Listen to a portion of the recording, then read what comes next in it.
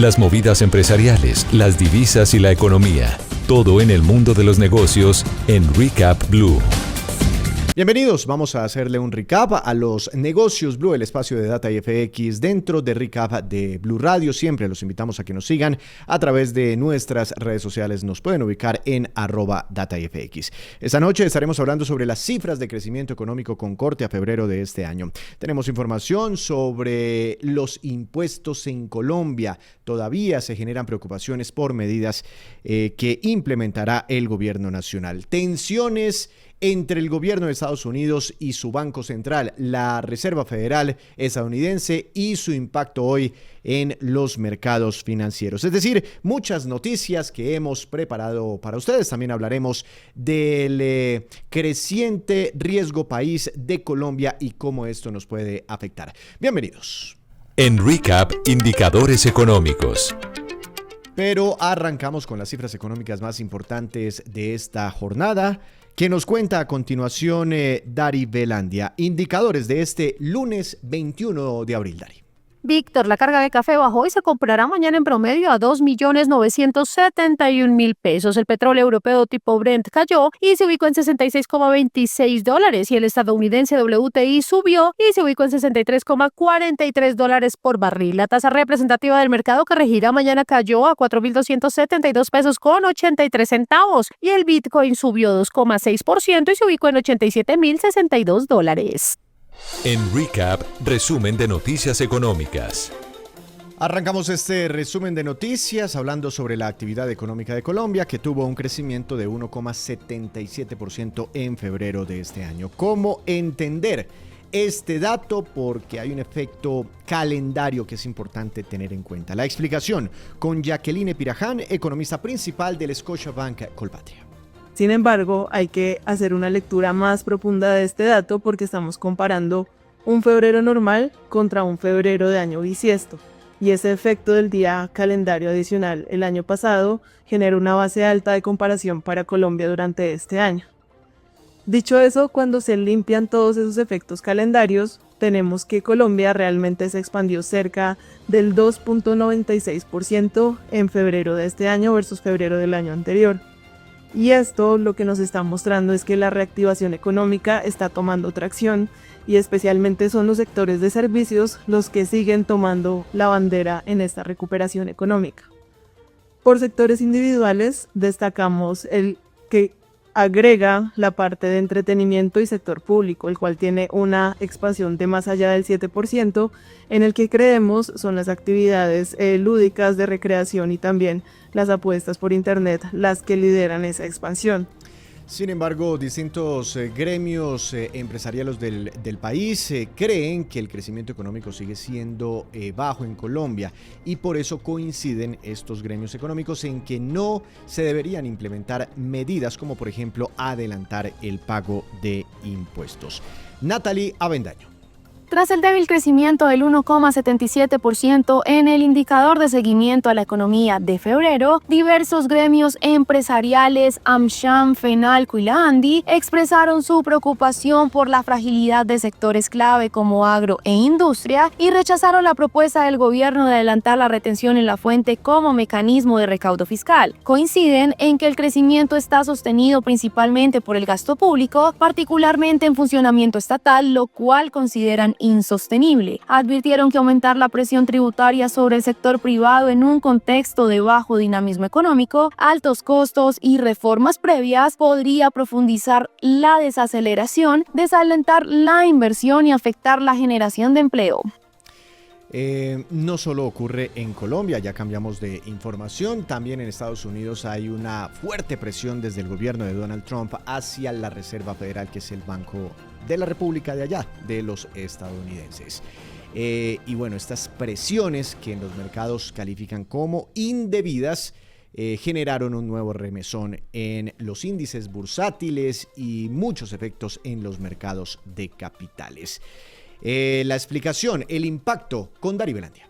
La presión política sobre el Banco Central llegó nuevamente a Estados Unidos con los ataques de Donald Trump al presidente de la Reserva Federal, Jerome Powell, a quien acusa de actuar con retraso al no bajar las tasas de interés en un contexto donde, según Trump, la inflación está prácticamente controlada. A su vez, a pesar de haberlo nombrado durante su primer mandato, ahora insinúa que su administración estudia opciones para removerlo de su cargo, algo sin precedentes en la historia de la Reserva Federal. Estas declaraciones coincidieron con una jornada de alta volatilidad en Wall Street, donde sus principales indicadores como el Dow Jones cayeron más de un 2%, reflejando el nerviosismo de los mercados ante la retórica política. Incluso activos considerados seguros como los bonos del Tesoro y el dólar registraron pérdidas. En contraste, el oro alcanzó un nuevo récord al superar los $3.400, impulsado por temores de una guerra comercial con China y el debilitamiento del dólar.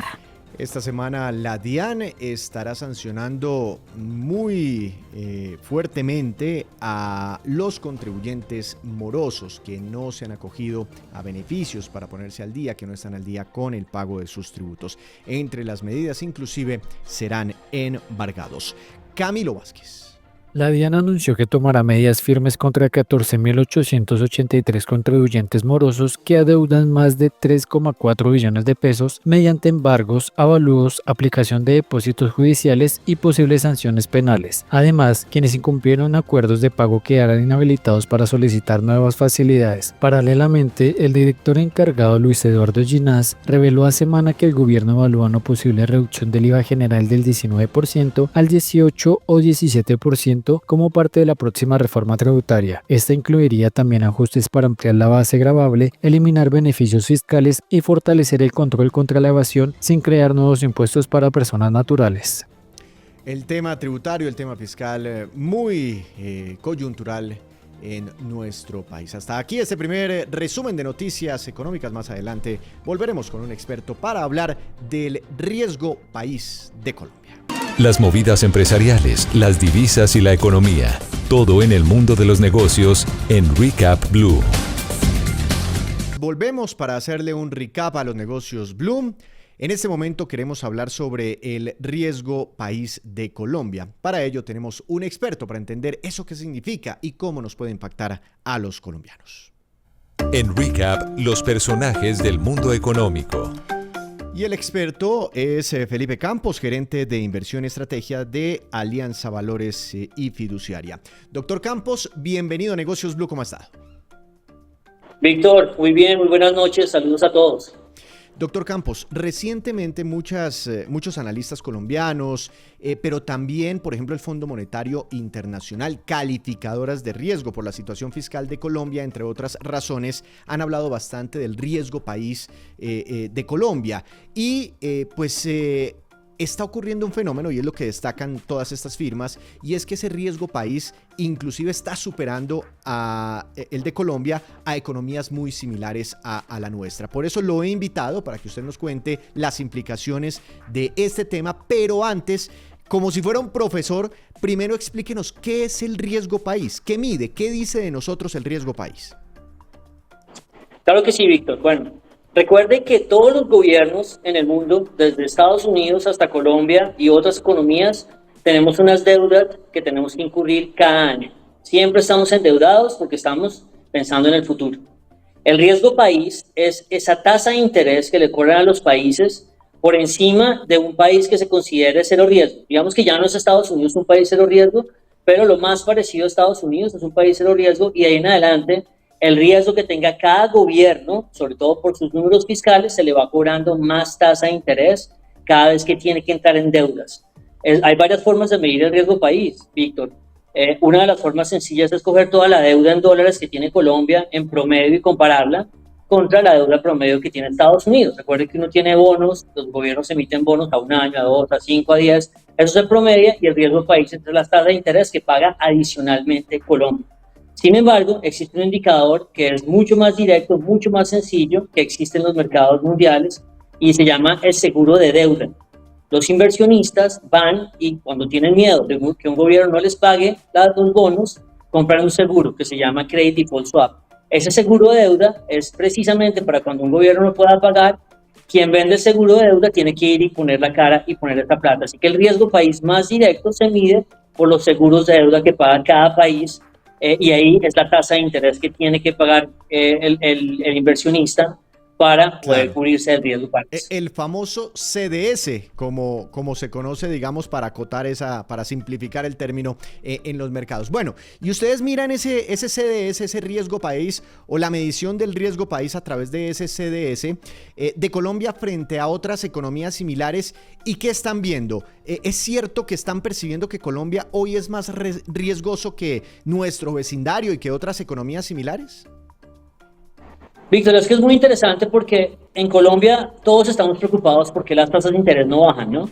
Y todos miramos al Banco de la República, porque el Banco de la República se encarga de controlar, digamos, la tasa de interés de más corto plazo, que es la que el banco utiliza para prestarle a otros bancos privados. Sin embargo, hay muchas otras tasas de interés en la economía y todas ellas van en línea con el tema del riesgo país. ¿Qué ha pasado en Colombia? Desde hace 2 años, Víctor, Colombia está pagando un riesgo país como si fuéramos un país W menos. O sea, nosotros estamos muy preocupados porque perdamos un grado de calificación, pero hace rato los inversionistas desde el 2022 decidieron que Colombia era un país 2 veces menos seguro que la calificación que tenemos. Así que durante 2 años Colombia ha estado pagando una tasa de interés que es el extremo de la región. Ha sido lo más alto de la región, algo que en 20 años no habíamos pagado, pagamos una tasa de interés más alta que la de Brasil. Hasta ahí la historia era una historia triste, pero era una historia manejable. Las calificadoras decían, creo que Colombia es W más, y los inversionistas decían, de ninguna manera Colombia es W menos. Sin embargo, con la crisis reciente, con la crisis de la guerra comercial y la posibilidad de una recesión y la caída del petróleo, ha tenido un efecto completamente diferente en Colombia que en el resto de países de la región. Ya no solamente Colombia se está negociando unas tasas superiores a las de toda la región, sino comenzó a parecerse a tasas de otros países que nunca hemos sido comparables, como las tasas o los CDS que pagan países como Turquía.